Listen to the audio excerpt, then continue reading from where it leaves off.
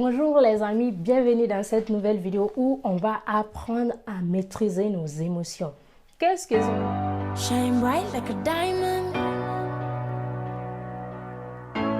Shine bright like a diamond. les émotions? Qu'est-ce que sont nos émotions? Vous allez dire, cette femme, elle est charlatan. Non, non, non, parce que on a tous, bien sûr, différentes émotions et nos émotions peuvent être contrôlées. Par exemple, des fois, vous pouvez vous sentir furieux contre quelqu'un, mais arriver à vous maîtriser quand même s'il a envie d'étrangler cette personne, vous arriverez quand même à vous contrôler.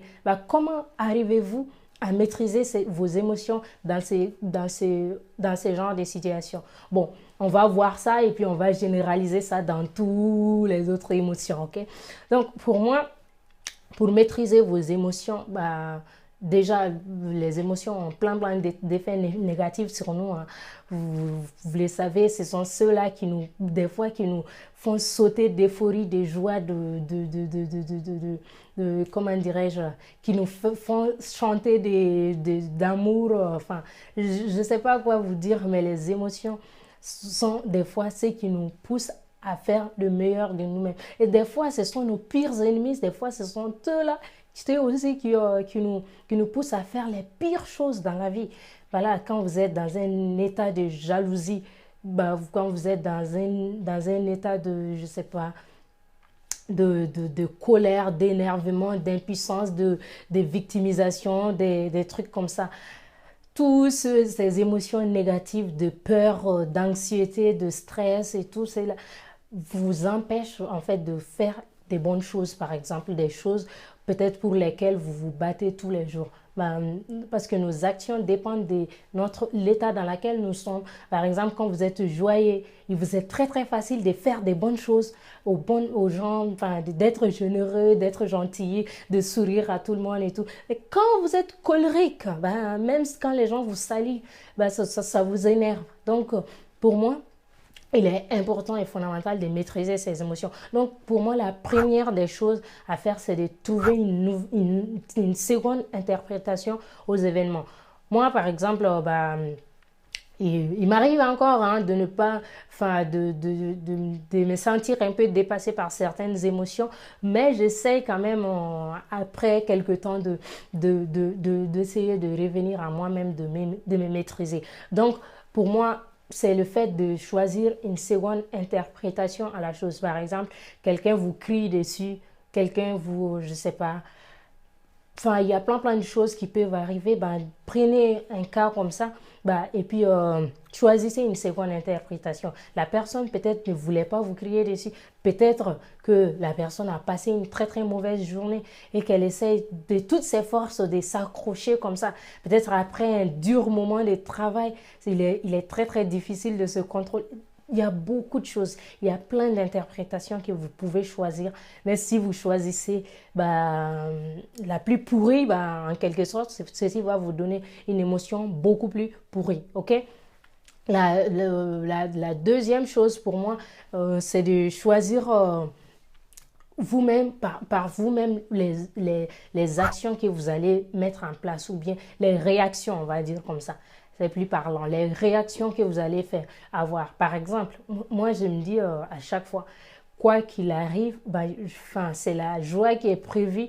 Je ne vais laisser rien dépasser, me faire perdre mon état de joie, par exemple.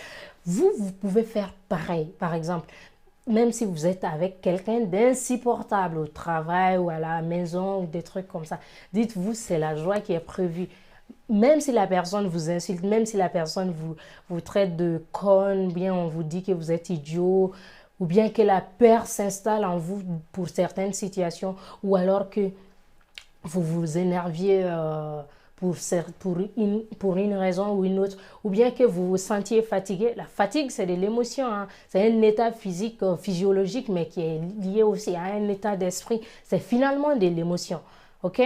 Moi, par exemple, quand je continue à me dire, ouais, je suis fatiguée, je me sens encore plus fatiguée que l'instant où je le dis. Donc, Cela prouve vraiment qu'il y a l'état d'esprit dessus. Et si, quand je me dis, même quand je suis fatiguée, des fois, après 12 heures de travail, je me convainc que je ne suis pas fatiguée et j'arrive à faire encore, enfin, des fois, 3 4 heures de plus que d'habitude. Donc, c'est un état. Donc, dans tous les cas, choisissez votre réponse, la réponse que vous aurez face à n'importe quelle situation. Si on vous insulte, si on vous appelle et vous dit que ce qui était prévu pour vous ne l'est plus, si vous perdez un gros contrat, si vous perdez une amie, si votre copain ou copine vous appelle pour vous dire qu'il ne veut plus de vous, fine, je suis là pour la joie. Il n'y a que la joie que je vais accepter aujourd'hui. Ne laissez pas autre chose, d'autres personnes, votre environnement, ne laissez rien contrôler vos émotions. Parce que si vous ne décidez pas délibérément de contrôler vos émotions, quelqu'un d'autre ou bien quelque chose d'autre les fera à votre place. Donc, décidez cela et puis engagez-vous vraiment dans cela. Parce que pour moi, la clé de cette vie-là, la clé de l'attirance, enfin, je ne sais pas si vous connaissez la loi d'attraction ou pas, la clé de toutes ces choses, c'est dans les émotions. Si vous n'êtes pas dans la joie,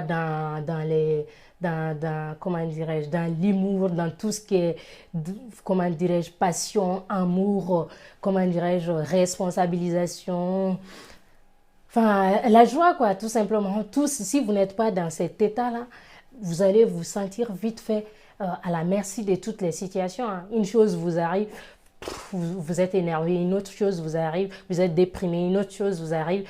Allez, c'est le chaos total. Vous ne voyez plus que le noir, votre vie s'assombrit et tout. Donc, choisissez délibérément votre réponse. Choisissez délibérément l'humeur que vous aurez toute la journée. Et enfin, là, je vous ai dit des choses un peu plus externes. En interne, pour moi, c'est le fait de se poser les bonnes questions. Pour changer d'état d'esprit, il faut se poser les bonnes questions. Par exemple, ça c'est la troisième et dernière chose. Pour changer votre état d'esprit, vous pouvez vous demander qu'est-ce que cela m'apporte de joyeux. Par exemple, votre copine vous quitte ou votre copain. Ah bah fine, génial, qu'est-ce que cela va m'apporter de bien. Les gens vont se dire, celle-là elle est tarée, hein. J'ai pas envie de perdre mon amoureux, moi. Personne n'a envie de cela, mais quand ça vous arrive, vous ne devez pas rester aussi dans la dépression. C'est pas la fin du monde. Si cette personne vous quitte, peut-être ceci vous donne la chance de rencontrer quelqu'un de meilleur. Peut-être ceci vous donne la chance d'être encore meilleur et puis d'avoir après quelqu'un de beaucoup plus meilleur que ce que vous avez espéré durant toute votre vie. Tout est possible, tout est là. Pour qui sait choisir, pour qui sait ce qu'il veut, pour qui sait ce que la vie est capable de lui donner. Gardez la foi, gardez la joie. C'est tout simplement ça. Donc, c'est tout pour cette vidéo. Si vous voulez plus de conseils pour changer votre état d'esprit, pour changer vos émotions, pour les maîtriser définitivement et ne pas les laisser vous maîtriser, c'est assurément dans le lien juste en dessous de la vidéo là, de même peut-être pour pouvoir télécharger différents contenus privés que je donne. C'est des contenus privés parce que je ne peux pas vous donner toutes les choses ici sur YouTube parce que je veux vous donner les choses rapidement et dans ces contenus privés, ça sera un peu plus en profondeur. Donc, vous pouvez télécharger, je ne sais pas, mes conseils sur la confiance en soi, le développement personnel, la maîtrise de ses émotions, la maîtrise de son environnement, toutes ces choses-là. Donc, ça sera tout pour cette vidéo pour de bon. Prenez soin de vous. Vivez fort, vivez passionnément. Ciao, bye bye.